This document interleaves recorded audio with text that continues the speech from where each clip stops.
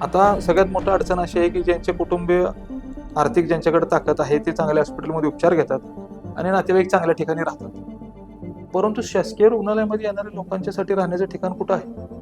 तरी खिदमत खलच्या माध्यमातून त्यांना एक मुस्लिम मुसाफिरखाना, जमातखाना टाईपचं म्हणतो आपण, एक आश्रम शाळा जी असते ते आम्हाला खिदमत खलच्या माध्यमातून निर्माण करायचे आहे. उपचार घेणारा तर असतोच, परंतु त्याच्यात रसानं बाहेरचा नातेवाईक सुद्धा आजारी पडलेला असतो.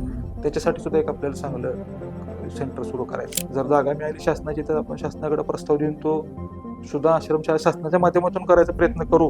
परंतु नाही मिळाले तर त्यासाठी सुद्धा खिदमत खलकला फार मोठ्या प्रमाणात रोज किती सिव्हिलला असे नातेवाईक झोपायला उघड्यावर झोपायला लागत असेल? रोज तुम्हाला 100 तरी नातेवाईक तुम्हाला दिसतील सिव्हिलमध्ये. एकतर वरांड्यामध्ये असतात किंवा बाहेर असतात. बाहेर कट्ट्यावर त्यांना शेल्टर त्या ठिकाणी नाही, काहीच नाही. पाटील पाटील घेऊन आला पाटील की